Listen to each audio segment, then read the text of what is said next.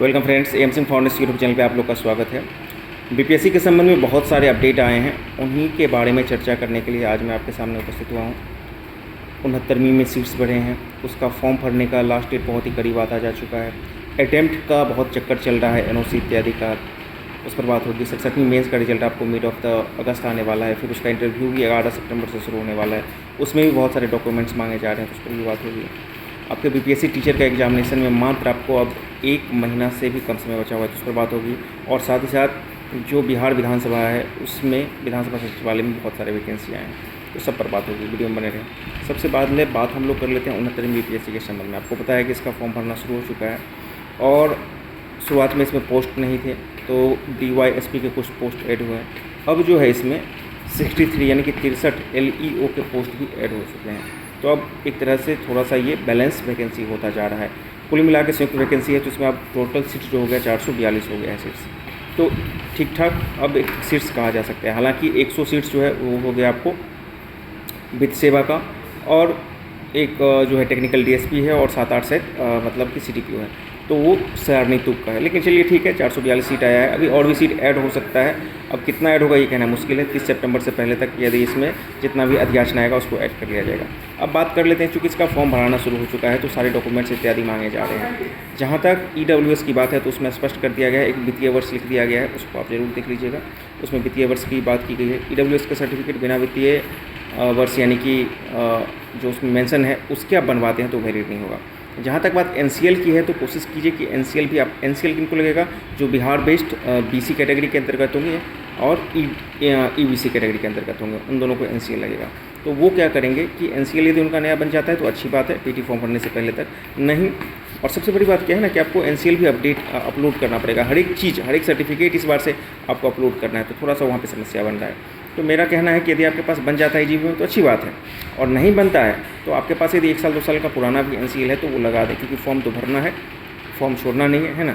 NCL में आपके साथ एक छूट ये रहेगा कि 18B फॉर्म भरा करके आपको थोड़ा सा चांस वहाँ पे दिया जाएगा। तो यही सब चीज़ें रहेगी। बात फॉर्म क्या इसका भरने का डेट आगे बढ़ेगा, तो बढ़ सकता है, बिल्कुल बढ़ सकता है, कई बार बढ़ा है, लेकिन अभी आप उसी डेट को मान कर चलिए और अपनी तैयारी जो भी है उसी डेट से करिए, जो अगस्त के फर्स्ट वीक तक इसके फॉर्म भरने का 69वीं की मैं बात कर रहा हूँ, लास्ट डेट है। तो चलिए अच्छी बात है, 69वीं में सीट्स बढ़े हैं और वैकेंसी थोड़ा सा बैलेंस हो रहा है।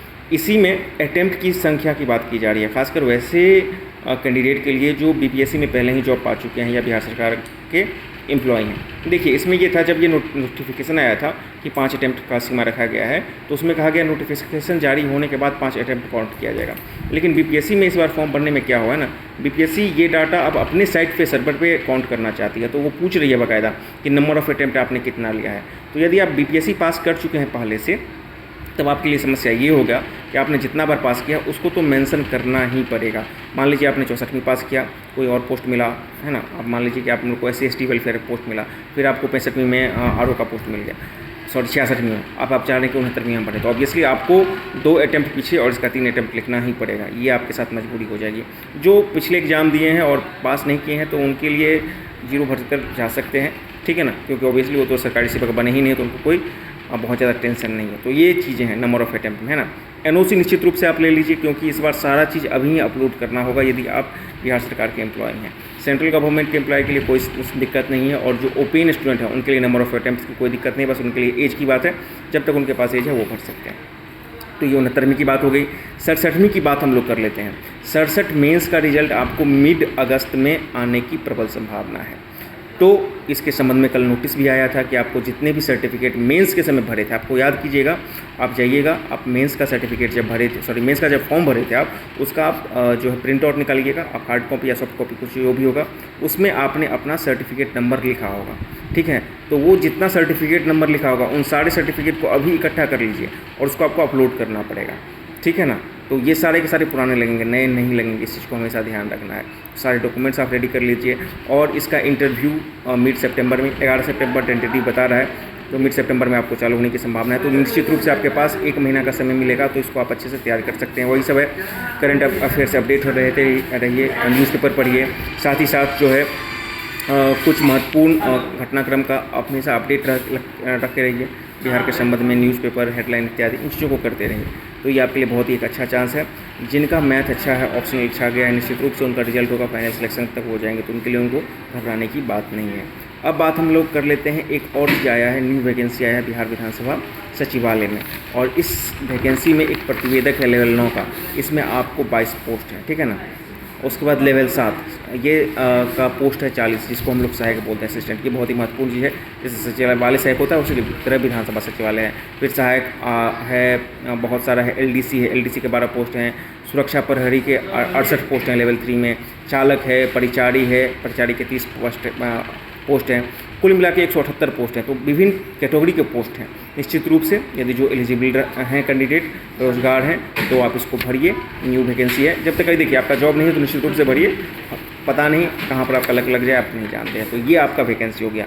अब बात कर लेते हैं, अच्छा ये वैकेंसी कब से शुरू हो चुका है, तो 25/7 से इसका फॉर्म अप्लाई शुरू हो चुका है, ठीक है ना। तो ऑब्वियसली ये बहुत ही एक अच्छी वैकेंसी है, इसको आप भरिए। इनफैक्ट ये गोइंग है, ऑन गोइंग है, 21/8 तक इसका लास्ट डेट है, ठीक है ना। सचिवालय विधानसभा सचिवालय का जो फॉर्म था। बात करते हैं बीपीएससी टीचर एग्जामिनेशन की। देखिए अब इस एग्जामिनेशन में मात्र 1 महीना का समय बचा है, 1 महीने से कम समय बचा है। अब अपना पूरा जी जान चुकी है आपको। देखिए एक बात ध्यान रखिएगा, अब जब एग्जामिनेशन नज़दीक आ गया है तो बहुत ज़्यादा कोचिंग और इन चीज़ों पर डिपेंडेंसी नहीं रखिए। ये मैं एक सीधी सी बात कर रहा हूँ। यदि आपको सफल होना है तो आप सेल्फ कितना कर सकते हैं इस पर ध्यान रखिए। सेट्स वगैरह ज़रूर मारिए, 5 ऑप्शन के साथ जो सेट्स आते हैं वो मारिए। बीपीएससी के जो प्रीवियस ईयर के क्वेश्चंस हैं, मतलब कि अप टू 68 तक के, उसको आप देख लीजिए, ठीक है ना। निश्चित रूप से आपको फ़ायदा करेगा। कुछ करंट अफेयर देख लीजिए, बिहार के कुछ बेसिक जानकारी को अपने पास रखिए। उसके साथ आपका जो मैथ और रीजनिंग है, बहुत ही इंपॉर्टेंट सेक्शन है मैथ रीजनिंग। यदि उस सेक्शन पर आपका पकड़ है तो निश्चित रूप से जो 40 नंबर है आपके लिए एक गेम चेंजर होगा। वहाँ पे जितने भी लोग बेहतर प्रदर्शन करेंगे वो आपको दिलवाएंगे। और इसके अतिरिक्त जो बीटीबीसी के बुक हैं उसको आप देख लीजिए। मैंने बताया बच्चा कि बिहार का यदि बीपीएससी टीचर का एग्जाम दे रहे हैं, 1 to 5 दे रहे हैं या 6 to 8 देख रहे हैं, तो 6, 7, 8 बिहार बीटीबीसी का जितना भी मतलब साइंस का क्वेश्चन है उसके एक्सरसाइज के क्वेश्चन को आप बना लें। उसमें एक लिस्ट रहता है, हमने क्या सीखा, उससे आप देख लीजिए, एक बार आप पढ़ लीजिए, बहुत ज़्यादा समय नहीं देना है, बस उसको आप देख लीजिए, ठीक है ना। उसके अतिरिक्त आप जो है बीटीबीसी का ही बुक है हमारी दुनिया, जिसको हम लोग पर्यावरण या भूगोल के नाम से जानते हैं, 6, 7, 8 क्लास का, उसको देख लीजिए। वहाँ से भी आपको बहुत फ़ायदा होने वाला है। मतलब कि उसमें एक लास्ट में रहता है हमने क्या सीखा, और उसके बाद उसका एक्सरसाइज का क्वेश्चन होता है। तो उन सबको आप देख लीजिए, ये आपके लिए बहुत ही बेनिफिशियल रहेगा, ठीक है ना। और जो प्रीवियस ईयर क्वेश्चन बनाइएगा, मतलब कि 60-62 से लेकर के 68वीं पीटी तक का, आपको बहुत फ़ायदा इससे होने वाला है, ठीक है ना। और कुछ स्वतंत्र आंदोलन इत्यादि चीज़ों को आप देख लीजिए, कोई भी पॉपुलर बुक है। मेरे कहने का ये मतलब है कि आप चीज़ों को अब खुद से करने का प्रयास कीजिए, ठीक है ना। कोचिंग या कोई भी इंस्टीट्यूट आपको घोर के पिला नहीं सकता है। आप सेल्फ जितना कीजिएगा, कोचिंग आपको मार्क बताता है, नोट्स अवेलेबल करवाता है, वो बहुत ही अच्छी चीज़ है। आप जितना सेल्फ कीजिएगा उतना ही आप आगे जाइएगा इस एग्जामिनेशन में। और अभी भी मैं मानता हूँ कंपटीशन कम ही है। कंपटीशन कम इसलिए है कि आपको 2.25 लाख सीट है और लगभग 8.5 लाख के आसपास भरा है, तो कंपटीशन अभी भी आप कम ही मानिए, यदि आप थोड़े से सजग हैं तो। यही सब बातें हैं 69वीं का जो अब आने वाला है कैंडिडेट के लिए जो इंटरव्यू राउंड, बहुत अच्छी बात है। यदि आपने अच्छी तैयारी की है तो उम्मीद कीजिए कि आपका सिलेक्शन भी अच्छा होगा। इंटरव्यू फेस कीजिए। इंटरव्यू के लिए आप ऑब्वियसली मॉक इंटरव्यू वगैरह आपको देना पड़ेगा जब एक बार आपका रिजल्ट में नाम आ जाता है, रिजल्ट लिस्ट में। तो इन चीज़ों को छोटे छोटे ध्यान रखना है। इसके अतिरिक्त आपको कुछ पूछना है तो कमेंट बॉक्स में लिखिएगा।